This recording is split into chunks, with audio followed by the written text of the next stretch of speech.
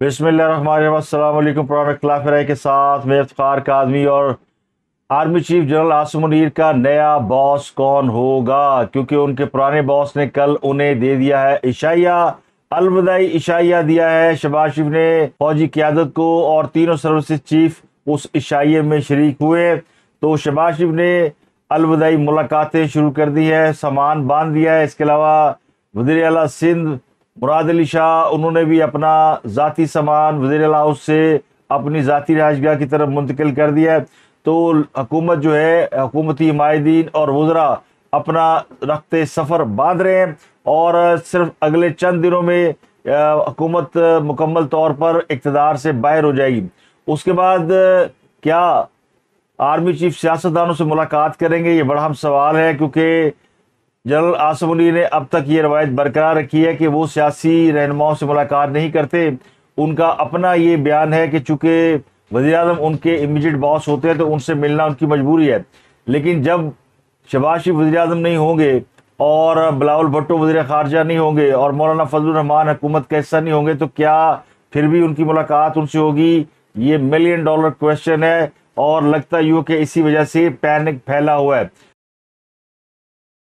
ये हुकूमत जो अब तक बड़े तमतराक से, इनहमाक से और तमाम तर तनकीद के बावजूद डटी हुई थी और बड़े अहम, सख्त, मुश्किल फैसले कर रही थी, लेकिन जाते जाते कुछ ऐसे फैसले हो रहे हैं जिससे लगता यूँ है कि इस्तराब है, एक पैनिक है और एक कन्फ्यूजन है। जिस तरह हुकूमत ने जल्दबाजी में बिल मंजूर कराने की कोशिश की है और कल सेनेट में हुकूमत की अपनी मुखालफत शुरू हो गई और सेनेट के अंदर हुकूमत के खिलाफ बगावत फैली, जिसे चेयरमैन सेनेट ने बिल को कायमा कमेटी के पास भेजकर हुकूमत को मुश्किलात से बचा लिया।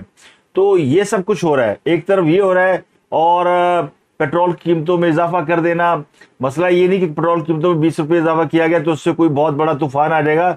मसला ये कि कोई भी हुकूमत अपने वोटर सपोर्टर को जाते जाते रिलीफ देती है, ना कि उसके ऊपर इस तरह की इफ्तार डालती है। तो लगता है कुछ फैसले जो है वो जल्दबाजी में हो रहे हैं और पैनिक में हो रहे हैं, यानी वो जो ठहराव और जो एक जमा हुआ सिस्टम था वो अब उखड़ने लगा है। तो उसकी वजह से शायद बहुत से लोगों को ये अब समझ में आना शुरू हो गई है कि कल उनकी हुकूमत नहीं रहेगी तो फिर वो किधर जाएंगे।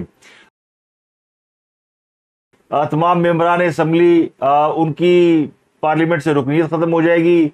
सूबाई असम्बली के मेंबरान, 2 सूबाई असम्बली के मेंबरान पहले ही फारुग हो चुके हैं और 2 के और हो जाएंगे। तो उसके बाद जो है माहौल बदल जाएगा, इस पर बात करेंगे। लेकिन उससे पहले एक आपको बड़ी गिरफ्तारी की खबर दें। रात 1:30 बजे एक बड़ी गिरफ्तारी हुई और ये गिरफ्तारी बड़े इंपॉर्टेंट आदमी की हुई। उसका नाम है इफ्तिखार दुरानी। इफ्तिखार दुरानी पीटीए के सेक्रेटरी इत्तलात रहे और पिछले दिनों उनका एक जिनसी स्कैंडल भी सामने आया था। उनको रात गए उनकी रिहाइशगाह इस्लामाबाद से गिरफ्तार कर लिया गया है और सोशल मीडिया पर उनके अपने अकाउंट से ये खबर शेयर की गई है कि उनको उनके घर से गिरफ्तार किया गया है, जबकि पीटीआई ने अपने हैंडआउट में ये खबर दिया कि उनको अगवा किया गया। तो पीटीआई इस तरह करती है, जो गिरफ्तार होते हैं उनको अगवा करना कहते हैं। तो अब तक ये इत्तलात मौसूल नहीं हो सकी कि उन्हें किस इदारे ने गिरफ्तार किया, किस जुर्म में गिरफ्तार किया है, क्या उन्हें उस वीडियो की वजह से गिरफ्तार किया गया है जो उनकी बदअखलाकी पर मबनी एक वीडियो सोशल मीडिया पर वायरल हुई थी। और ये पाकिस्तान के वहाँ सियासतदान है जिनकी पूरी वीडियो जो है वो एक गलत कारी करते हुए सोशल मीडिया पर अपलोड हुई और वो उनके खिलाफ अभी तक कोई कार्रवाई नहीं हुई। तो मुमकिन है उस केस में उन्हें गिरफ्तार किया गया हो, या चूंकि वो 9 मई के वाकयात में भी मतलूब थे और दाएं बाएं चुपते फिर रहे थे, हो सकता है उसमें उनकी गिरफ्तारी की गई। तो लेकिन ये काम गिरफ्तारी है और बाज़ रहे कहते हैं कि इमरान खान को सोते में से उठाकर इस गिरफ्तारी की इतला दी गई, जबकि मेरी इतला ये कि इमरान खान तो आजकल रात को सोते नहीं हैं। कल भी उन्होंने रात 12 बजे एक वीलॉग किया और उस वीलॉग में तोशा खाना के बारे में तफसीलात बताई।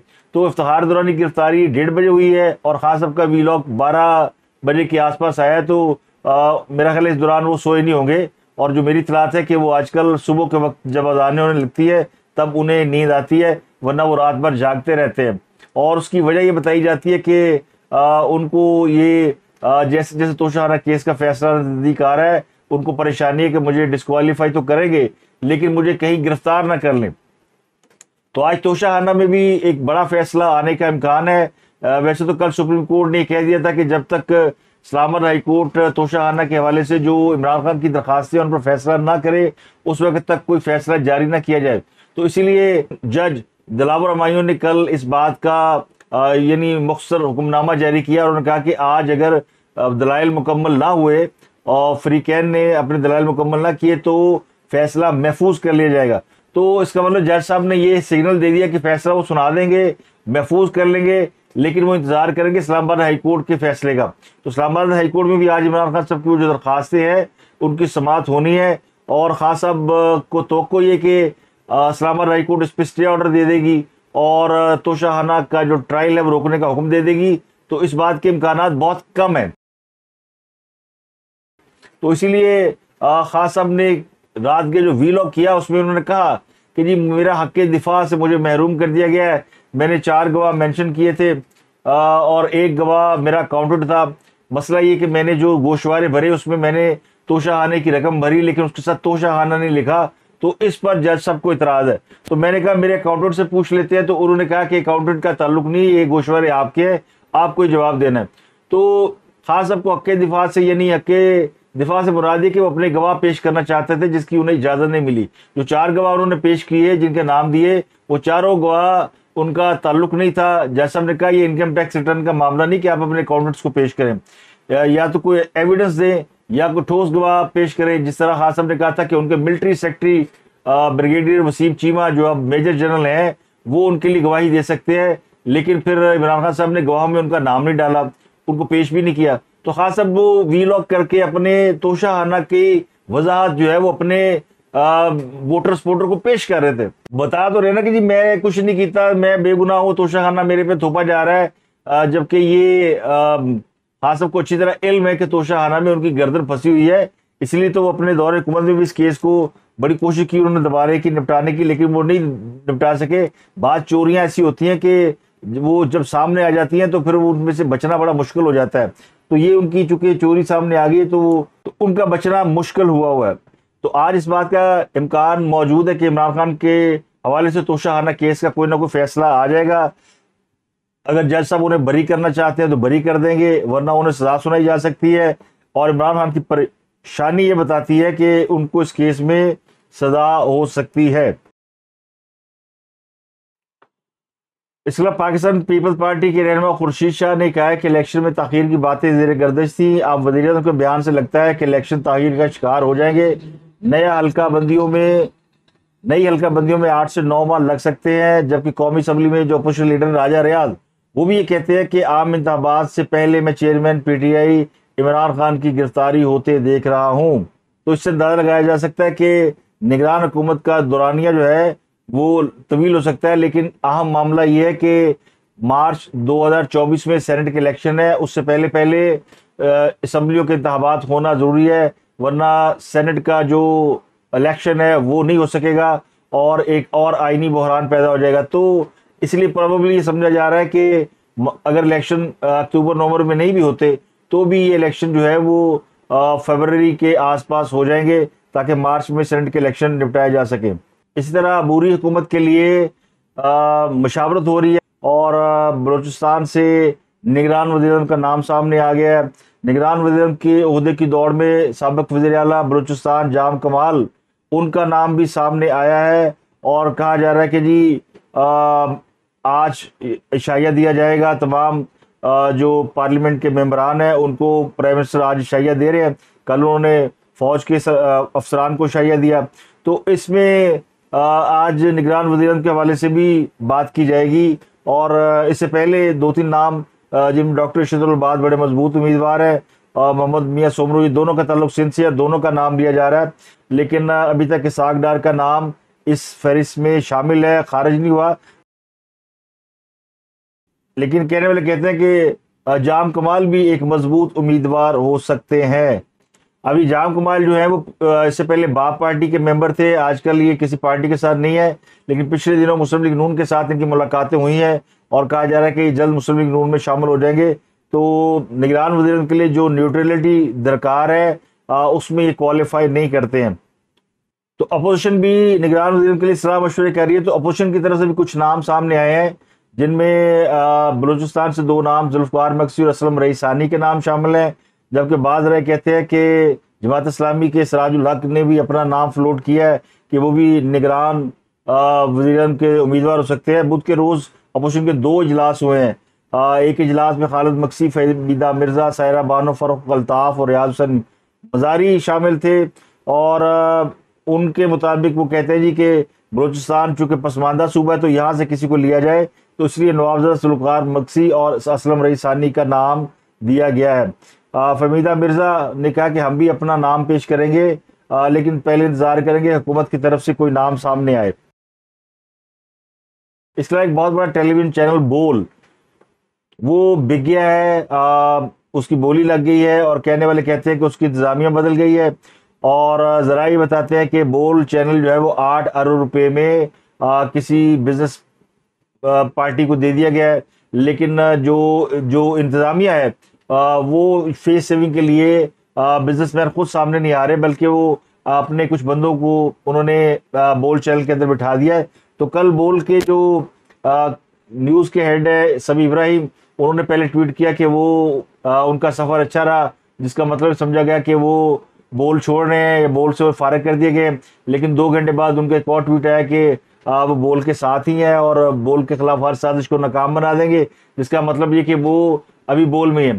تو عامر متین صاحب نے خبر بریک کی ہے، سوشل میڈیا پہ خبر موجود تھی، جو کہ بول کی ایک اینکر ہے، ان کے شوہر، انہوں نے ٹویٹ کیا اور انہوں نے بتایا کہ اندر کے حالات کیا ہے، تو ان کی بات پر یقین کیا جانا چاہیے۔ وہ یہ کہتے ہیں کہ بول جو ہے وہ شعیب شیخ سے لے لیا گیا، جس کا مطلب یہ سمجھا جا رہا ہے کہ بول جو ہے وہ کسی طاقتور ادارے نے شعیب شیخ سے چھین لیا ہے۔ اب ویسے کوئی ٹیلی ویژن چینل جو ہے وہ کوئی بھی کسی سے چھین نہیں سکتا اگر اس میں کسی اور کی انویسٹمنٹ نہیں ہے۔ تو بول میں ویسے تو کہتے ہیں شروع میں یہ اطلاع تھی کہ اس میں کچھ طاقتور حلقوں کی انویسٹمنٹ ہے، لیکن بعد میں پتہ چلا کہ ان کی انویسٹمنٹ نہیں ہے۔ شعیب شیخ کو بعض غیر قانونی کام کرنے کے عوض ان سے یہ انویسٹمنٹ کرائی گئی تھی اس چینل کے اوپر۔ تو اس چینل نے بنیادی طور پر جب یہ لانچ ہوا تھا تو یہ اینٹی نواز شریف کے طور پر لانچ ہوا تھا، اور اس نے بڑے عرصے اس کے اوپر کام کیا۔ بعد میں پھر شعیب شیخ کی جعلی ڈگریوں کے معاملات آئے، گرفتار ہوئے، تو ان کا چینل بھی ڈوبا، یہ خود بھی کافی پریشان ہوئے۔ پھر انہوں نے ایک اور ترکیب سوچی، انہوں نے ایک دم پی ٹی آئی کا جھنڈا اٹھا لیا، اور عمران خان جب اقتدار سے باہر نکلے تو اے آر وائی پہ مشکلات آئیں، تو انہوں نے اے آر وائی کی جگہ لینے کے لیے وہ تمام اینکر جو اسٹیبلشمنٹ کے خلاف بات کر رہے تھے ان سب کو اپنے چینل میں بھرتی کر لیا، خواہ وہ عمران ریاض ہوں یا کوئی اور صدیق جان ہو، اس طرح کے لوگ انہوں نے اپنے چینل کے اندر بھرتی کیے۔ پی ٹی آئی کے ووٹر سپورٹر جو ہے انہوں نے بول چینل کو زیادہ دیکھنا شروع کیا، تو ان کی ریٹنگ بڑھ گئی، اور وہ چینل جو کہ مالی بحران کا شکار ہو گیا تھا وہ چینل ایک بھاری قیمت پر بک گیا۔ ورنہ یہ چینل جس کی قیمت کوئی آج سے 2 سال پہلے کوئی 40-50 کروڑ روپے بتائی جاتی تھی، وہ آج 8 ارب میں بکی ہے۔ تو صرف چند مہینوں میں صرف عمران خان کو سپورٹ کرنے کی بنیاد پر چینل کی جو ویلیو ہے، مارکیٹ ویلیو، وہ اٹھا لی گئی، اور اس میں شعیب شیخ ایک سمجھدار بزنس مین ثابت ہوا ہے کہ اس نے اپنے چینل کو اٹھانے کے بعد بیچا ہے، تو اس کو اس کی اچھی قیمت مل گئی ہے، تو بول کی جو ہے نا وہ بولی لگ گئی ہے۔ تو اب اس میں نئی مینجمنٹ آ چکی ہے، اور بقول عامر متین صاحب کے نئی مینجمنٹ کے جو ڈائریکٹو ہیں اس کے مطابق بول چینل کے جو نئے COO آئے ہیں وہ بھی کراچی کے ہی کوئی کیپٹن ہے، لیکن یہ پی ٹی آئی کے ساتھ اٹیچ رہے ہیں پہلے ماضی میں۔ انہوں نے یہ احکامات جاری کیے ہیں کہ مسلم لیگ نون کے خلاف کوئی خبر نہیں چلے گی، اور پیپل پارٹی کے خلاف تھوڑی بہت اچھی بری خبریں چل سکتی ہیں، لیکن پی ٹی آئی کے حق میں کوئی خبر نہیں چلے گی۔ تو انہوں نے پالیسی بیان کر دی ہے، تو بول کی بولی لگ گئی ہے۔ اور یہ میڈیا ہاؤسز کے بارے میں آپ کو بتا دیتا ہوں کہ یہ میڈیا ہاؤسز جو ہیں یہ ظاہر ہے یہ پیسے سے چلتے ہیں، اور جو لوگ سمجھتے ہیں کہ یہ کسی جذبہ ایمانی یا جذبہ جہاد یا جذبہ صحافت کے تحت کام کرتے ہیں، تو اب وہ دور نہیں رہا۔ کوئی بھی اتنا یعنی بے شک وہ کتنا بھی مالدار کیوں نہ ہو، کوئی بھی شخص یہ افورڈ نہیں کرتا کہ وہ اپنی جیب سے پیسے لگا کے چینل کو چلاتا رہے، اور یعنی خدمت خلق کے نام پہ یا جمہوریت کے نام پہ وہ چینل چلائے۔ یہ ہمیشہ مفادات کا سودا ہوتا ہے، اور دیکھا جاتا ہے کس طرف سے انہیں چار پیسے مل سکتے ہیں اور ان کے جو چینل ہے فائنینشلی گرو کر سکتا ہے، تو رجحان اس طرف ہو جاتا ہے۔ اب بھی بہت سے چینل ایسے ہیں، کچھ پرو گورنمنٹ ہے، کچھ اینٹی گورنمنٹ ہے، کچھ پرو پی ٹی آئی ہے، کچھ اینٹی پی ٹی آئی ہے۔ تو اسی طرح چونکہ یہ پولرائز سوسائٹی ہے، ہر آدمی اپنی مرضی کے مطابق اپنی سوچ کے نزدیک لوگوں کو سننا چاہتا ہے، تو یہ مائنڈ سیٹ ہے۔ تو جنہوں نے پی ٹی آئی کی خبریں سننی دیکھنی ہے وہ نہیں دیکھیں گے، انہیں اس بات سے کوئی تعلق نہیں ہے کہ دوسرے چینلوں پہ کیا چل رہا ہے، اور جنہوں نے عمران خان صاحب کو نہیں دیکھنا نہیں سننا وہ پھر نہیں سنتے، وہ کسی اور چینل کو دیکھتے ہیں۔ چلتے چلتے بات کرتا چلوں چھوٹی سی، شاید کسی کو اچھی لگے یا بری لگے، لیکن حقیقت تو یہی ہے کہ بہت سے صحافی جو کہ نون لیگ کے دور میں بڑے پرومیننٹ صحافی تھے، ان کو عمران خان صاحب نے حکومت میں آنے کے بعد چینلوں سے نکلوا دیا تھا، لیکن نون لیگ نے ان کا وہ جو ہے نا بدلہ اتار دیا ہے، اور ان 14-15 ماہ میں شہباز شریف حکومت نے کم از کم ان صحافیوں کو جن کو اس بنیاد پر نکالا گیا تھا کہ وہ مسلم لیگ نون کو سپورٹ کرتے ہیں، ان کو بعض چینلوں میں اچھی نوکریاں لگوا دی ہیں اور انہیں سیٹل کر دیا ہے۔ تو اب وہ حکومت چلی بھی جائے تو بھی یہ چینل جو ہے، یہ جو صحافی ہیں، یہ چینلوں پہ اپنی اطمینان سے نوکریاں کریں گے، اور ان کے معاوضے بھی بڑے اچھے ہیں، چینل بھی بڑے ہائیلی ریٹڈ چینل ہیں، لیکن ان کے اوپر پیمرا کے قوانین بھی لاگو کر دیے ہیں۔ پیمرا کا ایک آرڈیننس جو آ رہا ہے، جو کہ قومی اسمبلی سے پاس ہو گیا ہے بل، اور وہ سینٹ میں جا رہا ہے، اگر وہ پاس ہو جاتا ہے تو پھر یہی صحافی جو کہ آزادانہ صحافت کے نام سے بڑے جانے مانے جاتے ہیں، پھر یہ بھی خود کے ہاتھ پاؤں بندھے ہوئے محسوس ہوں گے، تو انہیں احساس ہوگا کہ ان کے ساتھ کچھ ہاتھ ہو گیا۔ تو یہ لیکن اس میں کریڈٹ دینا چاہیے مسلم لیگ نون کو کہ انہوں نے کم از کم ان لوگوں کو سپورٹ کیا ہے جنہوں نے ان کا ساتھ دیا۔ عمران خان صاحب میں یہ خاصیت نہیں ہے۔ عمران خان صاحب جو ہے وہ کہتے ہیں رات گئی اور بات گئی۔ ارشد شریف تھا، عمران ریاض تھا، اب کون بات کرتا ہے؟ کتنے بھی لوگ عمران کرتے ہیں عمران خان صاحب روز، اور کتنی دفعہ عمران خان صاحب نے کسی صحافی کے لیے کوئی احتجاج کی کال دی ہے، تو آپ کو کچھ نہیں ملے گا۔ تو اب چل چلاؤ کا دور ہے جی، اور چل چلاؤ کے دور میں الوداعی ملاقاتیں ہو رہی ہیں، جفیاں پپیاں ہو رہی ہیں، وعدے وعید ہو رہے ہیں، اور کچھ خدشات ہیں، کچھ توقعات ہیں۔ خدشہ یہ ہے کہ یہ جو جن کو آج بڑی خوشی ہوتی ہے مل کے آرمی کی قیادت سے، چاہے وہ آرمی چیف سے ملے، چاہے وہ D G I S I سے ملے یا اور لوگوں سے ملے، چونکہ یہ سارے اس وقت اقتدار کے سنگھاسن پہ موجود ہیں اور ایک ایسے ہال میں موجود ہے جہاں ایک دوسرے کو دیکھ رہے ہیں۔ کل جب یہ نہیں ہوگا سب کچھ اور ایک نگران سیٹ اپ آئے گا تو پھر کیا کنڈیشن ہوگی؟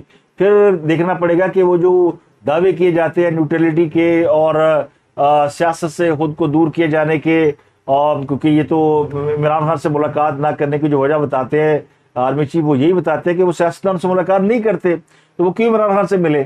تو پھر کل کو شہباز شریف صاحب سے وہ کیوں ملیں گے؟ تو اس لیے مجھے لگتا ہے کہ وہ جو ڈر ہے نا، وہ اندر کسی نہ کسی کے آ رہا ہے، محسوس ہو رہا ہے کہ وہ کہتے نا، ویسے تو ہم ایماندار آدمی کی بڑی قدر کرتے ہیں اور کہتے ہیں فلانا بڑا اچھا آدمی ہے، لیکن ہم اس بات سے بھی ڈرتے ہیں کہیں وہ اچھا آدمی اس کے ہاتھ میں ہمارے فیصلے نہ آ جائیں، کیونکہ پھر تو وہ اچھا آدمی میرٹ میں فیصلے کرے گا تو پھر ساڈا کی بڑھے گا۔ ہمیں تو چاہیے فیور، ہم میرٹ کی بات نہیں کرتے، ہمیں فیور چاہیے ہوتی ہے۔ جس طرح آج کی جوڈیشری عمران خان کو سب کو فیور کر رہی ہے، جو آنے والے چیف جسٹس ہیں ان سے یہ لوگ توقع کر رہے ہیں کہ وہ کسی کو فیور نہیں کریں گے۔ تو الوداعی دعوتوں کا آغاز ہو چکا ہے۔ حکومت نے بوریا بستر، پنجابی کہتے ہیں بوریا بستر بن لیا ہے، بس اب یہ جانے والے ہیں، اور پرائم منسٹر ہاؤس جو ہے وہ اگلے 4-6 دن کے لیے کھلا ہوا ہے۔ اس کے بعد کیا ہوگا؟ کیونکہ 8 اگست کی جو تاریخ ہے وہ بڑی امپورٹنس اختیار کر گئی ہوئی ہے۔ کون نگران وزیر اعظم بنے گا، کون ایسا آدمی آئے گا پرائم منسٹر جس کو آ کے آرمی چیف سلوٹ ماریں گے، وہ کہیں گے جی یس باس۔ تو کوئی 5-6 روز رہ گئے نگران حکومت ختم ہونے میں، آج 3 اگست ہے، تو 5 دنوں میں ہم نے نیا وزیر اعظم بھی دیکھنا ہے، نگران وزیر اعظم، اور جس کا ابھی تک کوئی نام فائنلی ہوا، لیکن جو پروسیس ہے وہ 3 نام آنے ہیں حکومت کی جانب سے اور اپوزیشن کی جانب سے۔ لیکن ظاہر ہے جو سمجھدار لوگ ہیں وہ سمجھتے ہیں کہ نگران وزیر اعظم کون ہوگا اس کا فیصلہ ہو چکا، نگران کیبنٹ کون ہوگی اس کا بھی فیصلہ ہو چکا، لیکن وہ سب سیگا راز میں رکھے جا رہے ہیں، اور یقینی طور پر اس میں جو حکمران اتحاد ہے اس کی کنسنٹ شامل ہے، یا ان کی مرضی سے ہو رہا ہے، یا فوج کی کنسنٹ شامل ہے۔ تو فی الوقت تو لگتا ہے کہ راوی چین ہی چین لکھ رہا ہے، یہ سب یعنی باہمی اتفاق سے ہو رہا ہے، اور یہ 1 پیج کے تحت ہو رہا ہے، یعنی سیم پیج، فوج اور حکومت ایک ہی پیج پر ہے، لیکن کل اس پیج پر کیا لکھا جائے گا یہ کسی کو نہیں معلوم۔ اور سیاستدان جو ہے نا وہ بڑے ڈرے ہوئے ہیں، اس ملک میں 4 مارشل لگ چکے ہیں، اور جب بھی انہوں نے اقتدار چھوڑ کر اس طرح کا چانس دیا کسی کو، تو کسی نے اس چانس کو مس نہیں کیا، اس چانس کو ویل کر لیا۔ لیکن جو اس وقت فوج کی قیادت ہے اس کے بارے میں 99% لوگوں کو یقین ہے کہ وہ کوئی ایسا وینچر نہیں کریں گے، کیونکہ اس فوج کے سامنے 2 بڑے کام ہیں: ملک کی معیشت کو ٹھیک کرنا اور سیاسی استحکام لانا، جو کہ ان کا مینڈیٹ نہیں ہے، لیکن اس کے باوجود وہ کوشش کر رہے ہیں، تو ان پہ الزام تو لگنے ہیں۔ انہوں نے اگر یہ بیڑا اٹھا لیا کہ ہم نے اس ملک میں معیشت ٹھیک کرنی ہے، تو لوگ کہیں گے جی ان کا کام تھوڑی ہے، اور ہم نے اگر سیاست میں استحکام لانا ہے تو یہ بھی ان کا کام نہیں ہے، یہ درست ہے، تو پھر یہ کام کس کا ہے؟ تو یہ بڑا امپورٹنٹ ہے۔ آنے والے چند دنوں میں اس کے اوپر اور بھی چیزیں سامنے آئیں گی، لیکن آپ کو فی الوقت یہ بتاتے ہوئے اور اس بات کا انتظار کرتے ہوئے کہ دیکھنا کہ آج بلی تھیلے سے نکلے گی کہ کٹی کٹا نکلتا توشہ خانہ کیس میں، اور ایک ٹرائنگل بنا ہوا ہے، ٹرائل کورٹ، اسلام آباد ہائی کورٹ اور سپریم کورٹ، درمیان میں پھنسے ہوئے عمران خان صاحب، اور چوتھا دروازہ کھلتا ہے اڈیالہ جیل کی طرف، اور عمران خان صاحب جو وہ 99% ان کو یقین ہے کہ وہ پھڑے جائیں گے، تو وہ کہنے والے کہتے ہیں سب پھڑے جائیں گے، جی افتخار دورانی پڑھیا گیا تو اور بھی لوگ پڑھے جائیں گے۔ اور ایک اطلاع میری یہ ہے کہ نگران حکومت آنے کے بعد سب پڑھے جائیں گے۔ ایک آخری بات، کچھ لوگوں نے شکوہ کیا کہ آپ کا ویلاگ ادھورا ہے کیونکہ آپ نے اس کمسن بچی رضوانہ کا ذکر نہیں کیا، جو کہ ایک حاضر سروس جج کی بیوی کے ظلم و ستم کا نشانہ بنی۔ آپ ٹھیک کہہ رہے ہیں، اس میں میری کوتاہی بھی ہے، میں نے اس پہ 2 ویلاگ کیے تھے، لیکن وہ محرم کے ایام میں کیے تھے جب یہ واقعہ تازہ ہوا تھا، تو وہ کسی ٹیکنیکل وجوہات کی بنیاد پر اپلوڈ نہیں ہو سکے، تو پھر وہ ایشو تھوڑا سا آگے پیچھے ہو گیا۔ لیکن اس میں ایک اور بھی میری جو فیلنگ ہے نا کہ مجھے لگتا ہے کہ میں جب اس پہ بات کرتا ہوں تو میرے جذبات قابو میں نہیں رہتے، اور اسی خدشے کے پیش نظر میں نے دوبارہ اس موضوع کو نہیں چھیڑا کہ ہو سکتا ہے میں اپنے جذبات پہ قابو نہ رکھ سکوں۔ بچوں کے ساتھ جو ظلم و ستم ہوتا ہے، میں نے اس کے اوپر کیا تھا ایک ویلاگ پروگرام کیے تھے، بلکہ اس وقت میں نے کمسن بچی زینب کے اوپر، جب وزیر اعلیٰ پنجاب تھے شہباز شریف صاحب، اور میں نے اس کے اوپر ویلاگ کیا تھا کہ وزیر اعلیٰ شہباز شریف صاحب اگر آپ قصور کی زینب کے گھر نہ بھی جاتے تو کوئی فرق نہ پڑتا، تو پھر مجھے بہت فرق پڑا تھا اس سے، کیونکہ جذبات میں پھر ظاہر ہے جذبات ایسے ہوتے ہیں کہ جب آپ ہیومن نیچر کی بات کرتے ہیں یا کسی انسان کی بات کرتے ہیں تو پھر آپ سیاسی معاملات اور جو رکھ رکھاؤ ہے وہ بھول جاتے ہیں۔ تو یقینی طور پہ وہ جو جج کی اہلیہ ہے وہ ایک سنگین جرم کی مرتکب ہوئی ہے، اور اس 12-13 سالہ بچی کو اللہ تعالیٰ صحت دے، اور جس نے بھی اس کے اوپر ظلم کیا اس کو سزا ملنی چاہیے۔ اور جہاں تک معاملہ ہے وہ جو فیصل مسجد میں ایک کلفی بیچنے والے کے اوپر اس کی گرفتاری کے آرڈر ہوئے تھے، بلکہ گرفتار ہوا تھا، اس پہ میں پروگرام کر چکا ہوں۔ تو خوشی اس بات کی ہے کہ میرے ویور جو ہے وہ میری توجہ کچھ اہم موضوعات کی طرف دلاتے رہتے ہیں، تو میں امید کروں گا کہ آپ آئندہ بھی مجھے اسی طرح گائیڈ کرتے رہیں گے۔ تو اب تک کے لیے اتنا ہی، آپ سے ملاقات ہوتی ہے اگلے ولاگ میں۔ اپنا گرد و نواح کے لوگوں کا بہت خیال رکھیے گا۔